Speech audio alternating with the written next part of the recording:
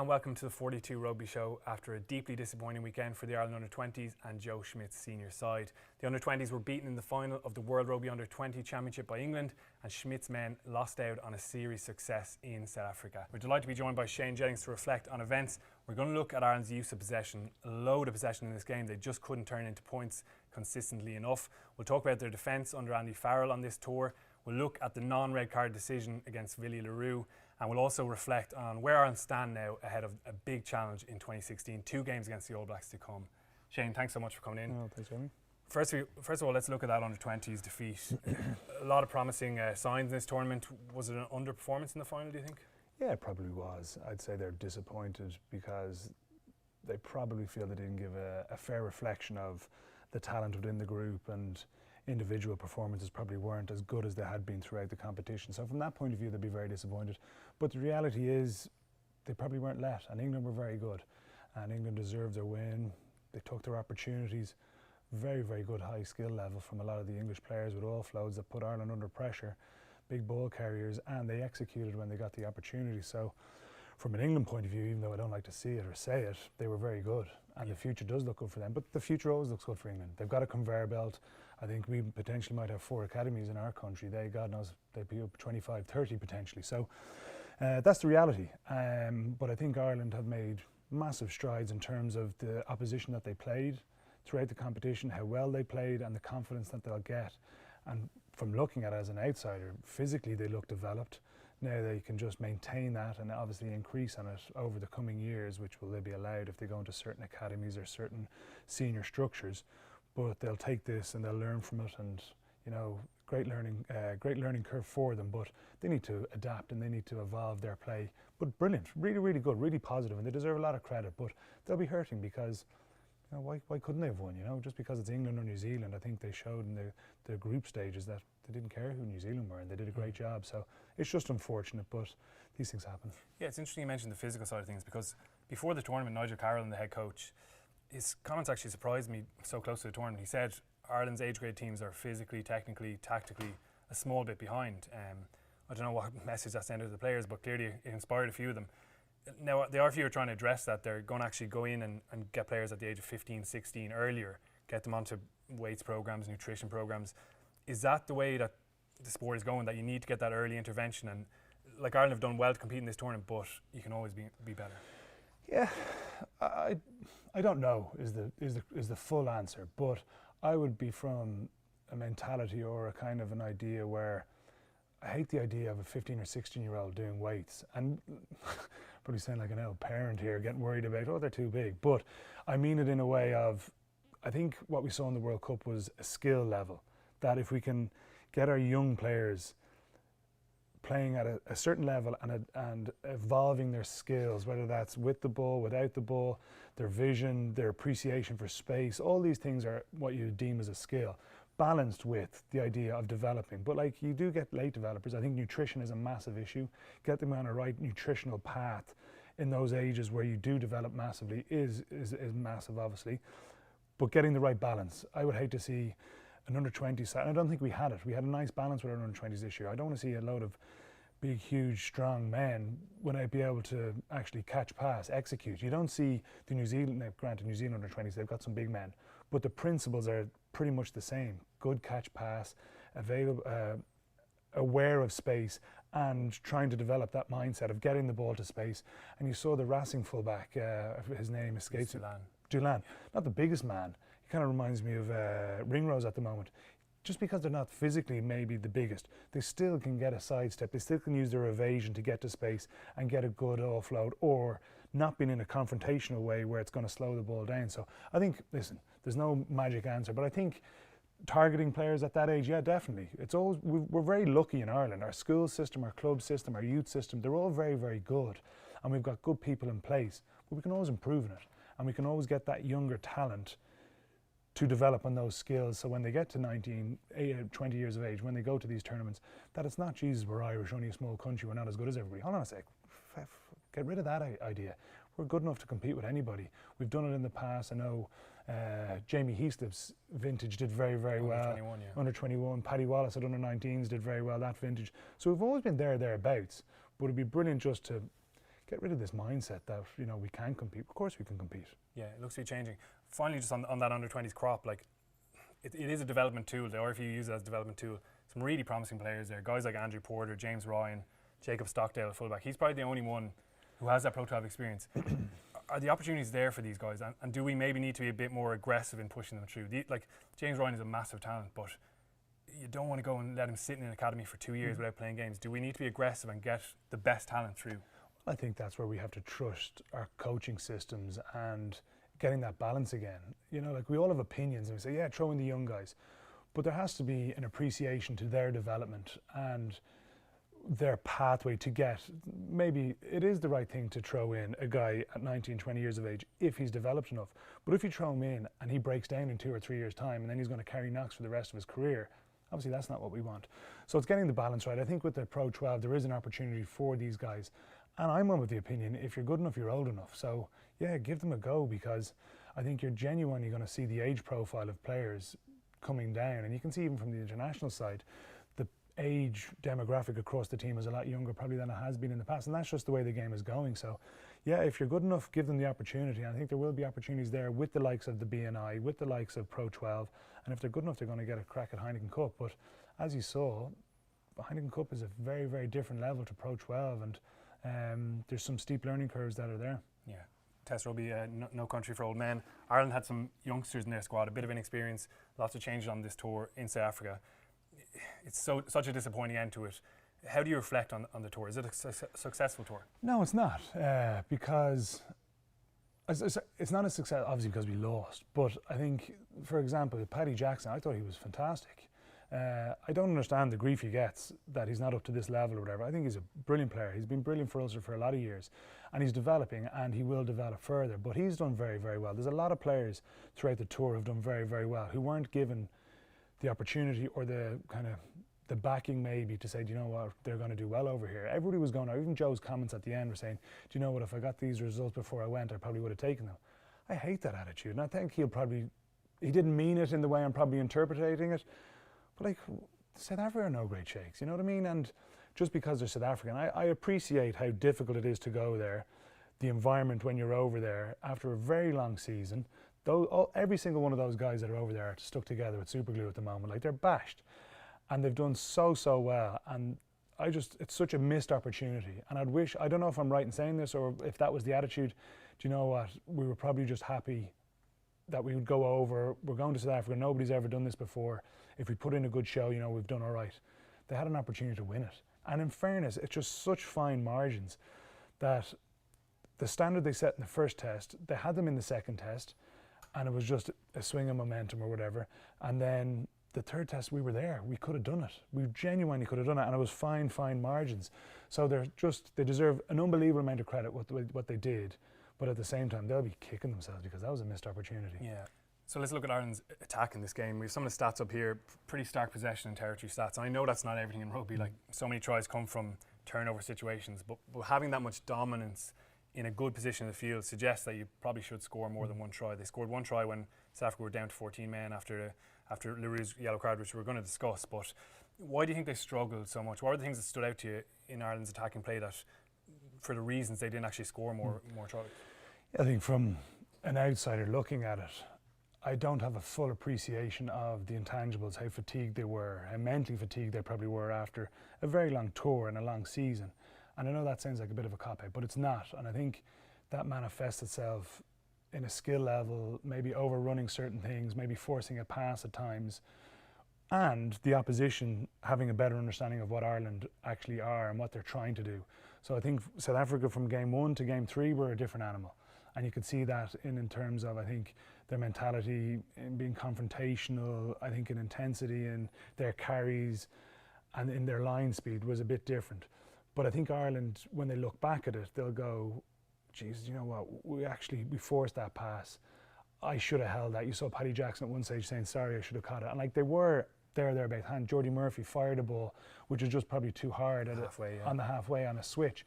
So I think those little things, it's easy for a fan and an observer to go, God, their skill level at them, but there's reasons for it. But they're the reasons that if you get these things right, if you hold on to the ball, if you build phases, you saw when we scored the try, that was holding on to the ball. The South Africans defend so narrow around the ruck that one pass from our scrum half to our first carrier was usually beating 3 or 4 people. And I've been on before and we've talked about trying to get on that outside and going around the corner. Because that's where they're so strong and they defend so well in there, one pass can beat a lot of defenders. And if you beat them around the corner, you will get that opportunity. I think that's where some of our success came from. And they didn't execute or take their opportunities as well as South Africa did. Like, we'll talk about the South Africa try. And like, you can say, yes, if they were in different positions, they might have been able to stop it. But at certain times, you got to take your hat off. Like, that was an unbelievable kick, unbelievable catch, full pace, and they executed at a critical time in the game. Whereas Ireland had opportunities, and unfortunately, they didn't execute and get the reward they probably deserved when you see the possession and territory and the effort they were putting in, you know what I mean? So, and that's why I come back to the point of we missed out on an opportunity. It wasn't as if we were beaten out the gate. It wasn't as if we only had 1 or 2 opportunities. We had a number of opportunities. And I think that will be the disappointing from a fan's point of view, but also more importantly from their point of view. Yeah, like 2 of the starkest opportunities when Luke Marshall makes a break, like the build-up play was really, really excellent. Ian Henderson turns the ball over, probably wasn't 10 metres back. He strips the ball off Faf de Klerk and they attack up the left. Marshall makes a big break, but he just can't find that pass there. So that's the clinical edge you're talking about. And that actually turns into the South Africans going down and scoring like minutes later. The second big chance, and we're going to have a look at it here, was when Paddy Jackson got picked off on the intercept by Faf de Klerk in the right corner. We have this situation set up here. It was actually a lovely build-up play. It was kind of a classic Schmidt. Stander came around, peeled off the line out, got a really good carry into that seam between the back of the line out and the first defender. Then Geordie gets outside the 10, really good carry again, and they set up this maul in open play. It's always a bizarre side, isn't it, I think. And Joe, I think, felt they could have maybe kept it in there a bit longer, but they come to the right. Jackson comes around with Olding, and suddenly they have this 4-on-2 really, because Whiteley has to kind of commit. It's such a hard position to defend. Do I commit to the maul? Do I stay out? And the ball gets into Jackson's hands, and realistically it's a 4-on-2. Faf kind of shoots up here, Olding's on his right shoulder. And again, as you say, it's so easy to pick out this after the game, but that's the real difference in Test rugby, is that Jackson either goes to the line himself early or hits Olding just off his shoulder in that little space that's created by Faf coming up. Instead, he throws that kind of looped pass, which the miss pass is it's a sin in rugby almost. It infuriates coaches, I know, and I can see why in situations like that, when you have the numbers up. That clinical edge, is that something that comes with Test experience? Like, there's inexperience in that midfield.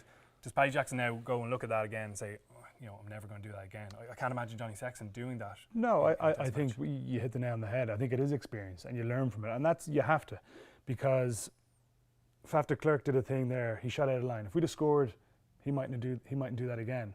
He gets confidence from that time where he goes, do you know what, I'll do it again here at the end when he got Earls. So if that should have been a penalty, actually. I just have to get that in. he didn't roll away, but it was brilliant read, amazing read. The second in that pass. And that's the thing. If you make a read, you better make sure that you do what you're going to do. So if the ball there, you got to get man and all, stop the ball, end of the move. If you don't, it's a try. Just like the pass. If that pass goes to hand, what a brilliant decision. What a great move. If it's a couple of inches higher, we're in. So that's the small margins that I was trying to say, how close we were to actually getting a series win, to winning the game. Just fine margins. Fine margins, I think, you learn that and you mentally develop from experience. So Paddy Jackson will go, do you know what, I'll never forget that, but next time I do it, I'm going to make the right decision. You would hope. Like that option where if he could have gone off the shoulder or there was more chat in and around, we don't know what it was like, but that's exactly the situation. And unfortunately, the small scrum half managed to get up and block it. So fine margins, and it's a tough one. Faf de Klerk defended really brilliantly for such a small guy, some amazing tackles. But I suppose it has to go down as an Ireland error, and there was 17. I went through the attack last night. There were so many different attacking passages, but 17 of them ended with Ireland making an error, like an unforced error, a knock-on or a poor pass. It's always hard to pick out why did a team make an error. As you say, they lost because they made 17 attacking errors, unbelievably high number. Can you pinpoint that? Does it lead back to maybe that mindset, or does it lead back to that fatigue, or what are the things that build up to such a big error counter-attack? Yeah, I think post-game, for the public and for coaches, it's easy for them to peel it back and go, if we had done this at this stage, we would have got to this position, we would have got points, we would have scored a try if you'd have done this. That's true. but it's not black and white. There's lots of intangibles, there's lots of factors at play where guys are genuinely exhausted. And when you're exhausted, your chat goes. You're not as vocal with each other. You may kind of step up a bit more. You don't hold your depth as much. So you're anxious because you're fatigued. You feel you mightn't get to that pass. You mightn't get to that area as quick. So there's all these factors when you're fatigued. Your thought process kind of dwindles a little bit as well. So these are all things that we probably don't appreciate what are happening in this situation. But that's the level that these guys are at. Like, I'm being harsh on Rhys Ruddock where he went off his feet. Like, that's just uncharacteristic. And you saw throughout the whole game, there was lads going off their feet. Like that sub, the second row that came on and blitzed Conor Murray, like he just dove in. But it's a picture that you give to a ref in a moment of time. It was nearly an easy decision for him to do because he's right in front of him. Ireland are building pressure. The ref's getting under a bit of pressure. He goes, do you know what? I'm actually probably going to have to give them 3 points, or they're going to have to create an opportunity to score. I'm off the hook and it's a good try. But if he has an easy out and an easy picture in front of him, yeah, it's ticking the box. I've got this. And I think that's a certain part of it. There was definitely a lot of opportunities. And I think being critical of the Irish team, that was the difference. The opportunities to hold on to the ball, to maybe be more accurate in their passing, their delivery, their ball presentation on the ground would have been allowed them to execute a bit better. And I think, listen, it's the harsh reality. It's not fair us commenting on it because we don't know what those guys were putting in, what they went through. But it's such a pity that it's easy from the sidelines. Yeah, if they could have done that, they would have won. Yeah, we're going to come back to referees getting an easy out a little bit later. But finally on that attack, when we had you in during the Six Nations, you spoke about maybe wanting to see a bit more, I think you used subtleties was the word in Ireland's attack. Have you seen that in this tour? Yeah, I think there's been an effort, definitely. And you would hope that the players would see the reward in it. I think in the New Zealand game, you saw the hooker going through off a try, just off a simple pass off from 9 to a forward, and he just leaves it up off his shoulder. Little things like that. And you could see Ireland, Jamie tried one off his shoulder as well, and Paddy dropped it. And I think getting the ball away from, especially against South Africa, you can run into South Africans all day. They love collisions, and that's going to be them in their comfort zone. You saw where we said they're tight in and around the ruck, where they might have 3 or 4 defenders. So getting the ball outside that, getting the ball behind a decoy runner. I thought at times our decoy runners weren't really attracting too many defenders, but again, easy to say from the sidelines. But if you can improve on those things, and an attacker from an Ireland point of view who's coming in as a decoy is an option, where a defender has to focus their attention on it, it will free up a bit of space and time for the next ball carrier or ball receiver. So yeah, I definitely think they're trying to develop on it. And I hope they see the benefit of it, because you do see the benefit of it. And allowing for these, like you saw Oling in a bit of time and space, his feet are unbelievable. Footwork, yeah. He so left Francois out for dead at one stage. I think he actually injured his shoulder, this step was so quick. And like that's the thing, so like if you give guys the opportunity to use their feet, give them the opportunity to get the ball into their hands and execute a bit better. The execution wasn't good, we've addressed that, but the opportunity to do that on an ongoing basis, I think that's where we're going to be good. So Andy Farrell has come in on this tour. How did you rate Ireland's defensive performance overall? Yeah, I think very good. I think in the first test you saw increase in line speed. I think it's probably harsh to say, oh, because he's come in our line speed has improved, but I think a fresh voice, a few different suggestions or ideas, and maybe 1 or 2 different methods in the actual process that they're trying to do just freshens everybody up and kind of invigorates them or whatever. So I think in the first test you saw incredible line speed. I think South Africa didn't know what Ireland were about, to be fair. They had just come together, new coaching systems, new players in and around the team or whatever. Second test was good as well, and then the third test I thought you saw a different South Africa in terms of their carry, and they understood what Ireland defence was trying to do to them a bit better. So they focused on obviously better ball carrier, more attention in the breakdown, that kind of physical presence that they pride themselves on, which certainly negates line speed when they emphasise their ball carry a bit more. So it kind of balanced out a bit. But the principles of it, getting off the line, working hard for each other, you saw we were pretty good at only tackler plus 1 a lot of the times. So when I say tackler, so there's a tackler actually tackle a South African opposition, and if the opportunity is to go in and try and slow the ball, or the tackler to get back on their feet and cause some more damage, or try and get more South Africans to commit to the ruck, was quite evident through the whole series. So because there's only 1 tackler, or tackler plus 1, that allows a lot more players in Ireland to be on their feet, to get into position earlier, to get off the line. And I think over the course of the whole series, I think it was very positive. It was very good. Yeah, interesting you mentioned guys being in the line, because I think we saw Conor Murray in the line even more than he has been. He's always a frontline defender. He loves making big hits. He's a physical guy, aggressive guy. In the first test, I thought it was just because Stander was off the pitch that he had to fill that role, but even in the second, and especially in this test, you saw him in the line all the time. And they probably didn't have that sweeper. I actually thought South Africa might try and exploit that space a bit more. In the second test, we saw that one chip from Yankees, that Villy LaRue caught, but they didn't actually go after that space again. Murray did some brilliant work. His defence is always outstanding. He was turning over ball even in this third test. But it'll be interesting to see how, I think, especially the All Blacks later in the year, if Ireland keep that policy, how they attack it. We're going to look at the try that JP Peterson scored in this test. And now, it's probably not, it's not a trend or anything in Ireland's play, but we're just going to talk a little bit about how maybe they could have defended a bit better. And it is interesting about players in the backfield. Tiernan O'Halloran was possibly a little bit tight to the posts and couldn't get across and cover, but I guess the factor in that was that he had come and closed the gate on the left 2 phases before that. Murray's also in the line, so it's a difficult situation. Andrew Trimble gets up and they want that line speed. They don't want to sacrifice it. So the kick goes, and realistically, it's going to be very hard to actually prevent that try. Does that happen in Test rugby? Like when Joe Schmidt reviews this try, is he saying, Tiernan, you should have been out there, you should have covered that? Is he saying, why did my winger drop back? Or does he maybe acknowledge that, look, sometimes you can't defend a try?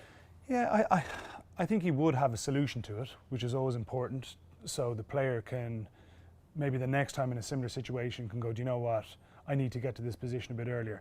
But I think from a player's point of view, it's always frustrating. Like, that's going to be hard to watch, because they said, you know what, we might have been able to prevent it. But like you alluded to there, the reality is that Tiernan, because Keith Earls had made a tackle, he was working to get back out, so Tiernan had to watch that a bit. Okay, so he can't drop back and say, exactly. Go Tiernan. Then with Conor Murray, I think he had made maybe 2 tackles in the lead up in previous phases. So Conor Murray is not here. Conor Murray's in the line. He's made a tackle again. So then Tiernan's going, okay, if someone chips through, that's also. So he's a lot of variables to cover. Now, whether that's a strategy of Farrell's, I'm not too sure. That they want, like you said, Conor Murray in the line, or they want the 9 in the line. Personally, I think I would like my scrum half not making as many tackles and to cover that, which would allow the flexibility. I'm not a defence coach, so you know what I mean. So you're like, Murray's just there and it just lets him take those extra couple Maybe. steps, possibly. Exactly. Now again, we don't know what fatigue levels are like coming to the end of the half. They've worked their socks off. Their voice is going. Is someone telling Tiernan to go? I don't know. Is Tiernan talking to Andrew there? You don't know. So all these things. But as a principle, you'll see 4 guys here on the blind side. Like, that's going to hurt Joe watching the video going, who are we defending there? Yeah, I know there's a few players, but I think the dog in the street knows that the ball's not going to go that side in terms of their body language, looking, are they going to get the ball? So by a principle, even if that guy gets around and makes an effort, we're a bit more secure there. We talked about South Africa being very condensed in around the ruck. The whole idea is that we want, let's say, we'll just call it off a ruck, we go 1, 2 and 3. Your first defender, I think, was Rory Best or Geordie Murphy. Then it was either one of those two at Geordie 2. Rory, yeah. Geordie, Rory, and then Mike Ross. Now, no disrespect to Mike Ross, but every 10 in the world would like to see a tight head prop in front of them. But the next guy out was Ian Henderson. And I think we talked about line speed. Line speed at the start of the game is going to be there. 38 minutes or whenever this was, it's going to be a lot more difficult because you're quite fatigued coming towards the end of the first half. But by principle, if they put a little more pressure on him, he doesn't have the time on the ball to execute that. He seemed very relaxed. And in fairness, tip of the hat to him, it's the perfect kick. Like, we look quite good in terms of our defensive makeup. And then Peterson just does an exceptional catch as well. So there is a balance of going, do you know what, Jesus, that was good. But at the same time, there's always ways you can stop a try when you look back at it and say, if we'd have done this, if we'd have done that. Easy to say because of what the effort they'd put in, and to say that, hold on, these guys on the side have just made 3 or 4 tackles. They've been in a ruck. They're working to get back out. So it's easy to dissect it, to peel it back. But the reality is, if they had done that, if Ian Henderson and Mike Ross had got off the line to put more pressure on the 10, if he had got maybe a step or 2 out wider, and that's what Joe will say. That's hard to take as a player. You're going to go, Jesus, give me a break. Like, you know what I mean? But the reality is that's the solution to that problem, and it's tough to watch and tough to say. Yeah. Is it the least enjoyable part of being a professional player, Joe Schmidt review? Yeah, 100%. Especially when you know you've made a mistake that's cost the team. Now, it's not as if any one individual had made an error there that cost a try. That was a very well executed try. And you talk about taking opportunities. I think when you've done something wrong personally and you've let the team down, and the coach highlights it and goes, do you know what, you need to improve in that, you're like, oh God, I know. Like there's no one knows more than the individual when they've made a mistake. And then for it to be pointed out, it's just like, but it is an environment where they're all learning and you have to have thick skin. Just because he's having a go at you, it's not a personal thing. But when it is you getting it, you're just like, give me a break. But that's the reality, that's the environment they're in. And you can't be best buds with someone, you can't be pals with them. This is all to get better. This is all constructive criticism, but it's tough and it's direct and you got to have thick skin. Yeah, I think some of the guys will probably enjoy their month off on holidays. Just finally on that defence, like 7 tries conceded, but loads of positives in it. We saw guys stripping out of the tackle. When they go for that choke tackle, they're actually adding on that little strip out of contact. The tackle technique was superb, I thought, from Ireland. So lots of positives from Andy Farrell. An interesting maybe add-on to that is the fact that we're not really sure what Joe Schmidt is going to do with his future. But Andy Farrell is in the setup now, and the RFU have indicated that, look, we want to kind of build from within if Joe does leave. Do you think Andy Farrell is a guy that can actually go in there and take over as head coach? I've no idea. I know a little bit about him from playing in England and the reputation he would have there. And on a purely anecdotal level, he's a very popular person. His manner and the way he has with the players, he's a good bloke. He knows how to switch off.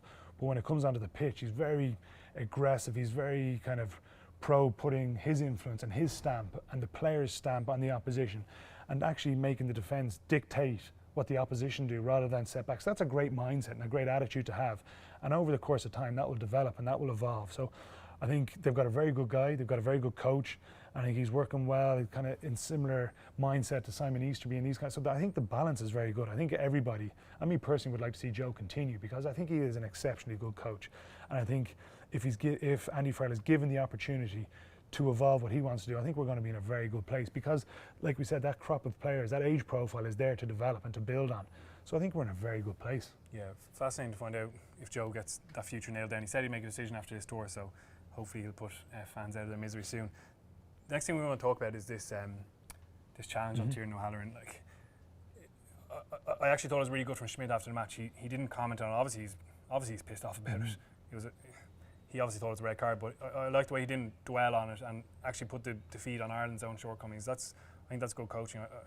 Coaches going after referees really irritates me, to be honest, straight after a match.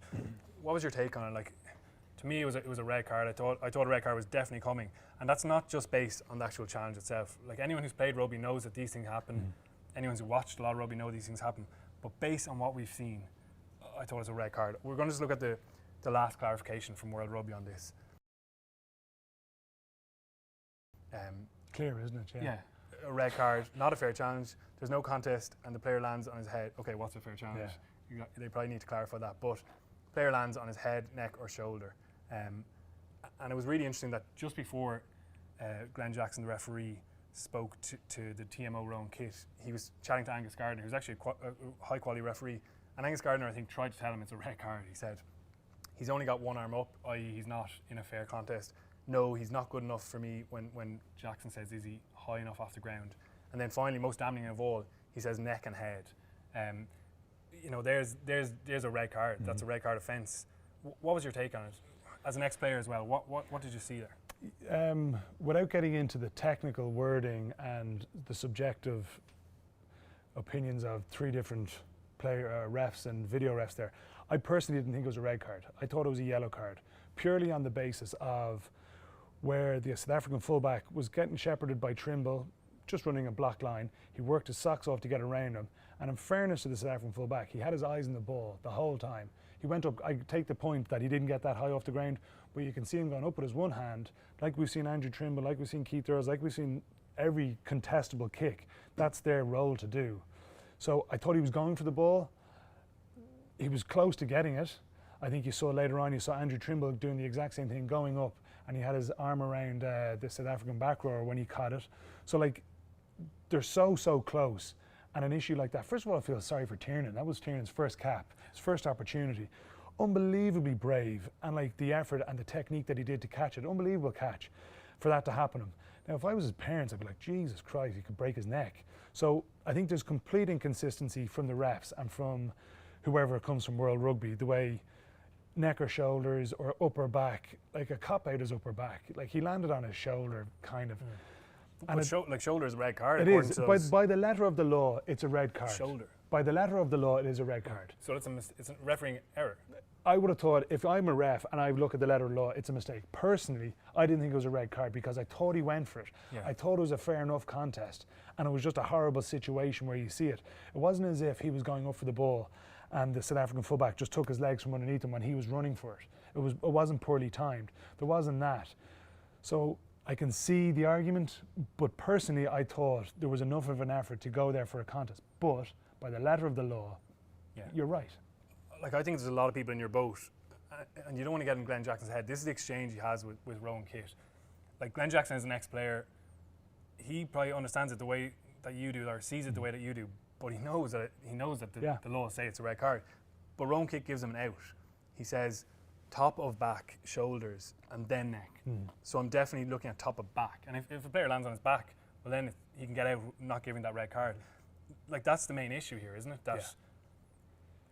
That we've got to this situation where maybe Willie Leroux is not actually deliberately trying to take a player out. He's almost certainly not. But the game has made that a red card offence, and now the referee has made a big error in a big match, and he gets cited afterwards, Willie Leroux. But Ireland have lost the test. Like, I think it's a difficult one from a player's point of view and a coach's point of view, because I know, I would have said 90% more coaches say on a box kick we want to kick to compete. So that competition for the ball is a vital part of a tactic of, again, we saw it against in the first test when they peppered your man with Gary Owens and box kicks and crossfield kicks, that it was a tactic that Ireland were using to try and regain possession. And Andrew Trimble was doing really well. He was putting them in all sorts of pressure. So to take that out of the game and to say you can't compete and it has to be a free catch will not allow that as a tactic for an attacking team.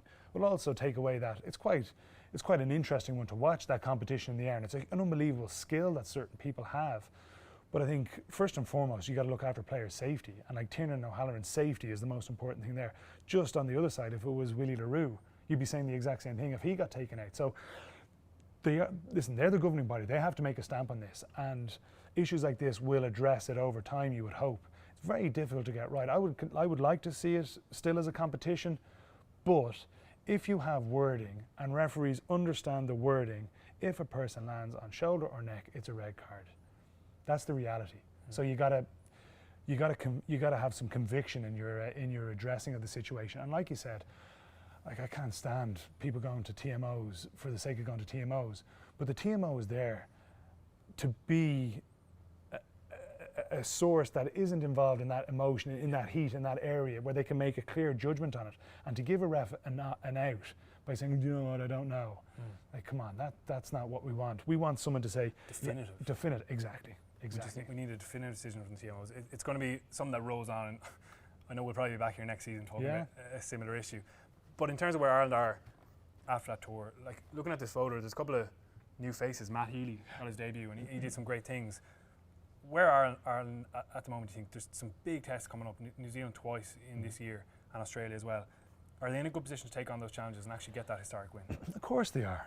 I think it's like, unfortunately, I think everybody has seen the results that didn't go our way, but they're like on like such fine margins that could have been different. Yes, the second test got away from us. I appreciate that.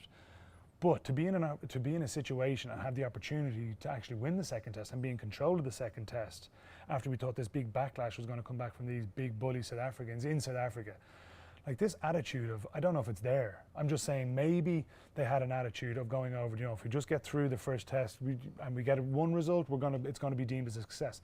No, it's not going to be deemed as a success.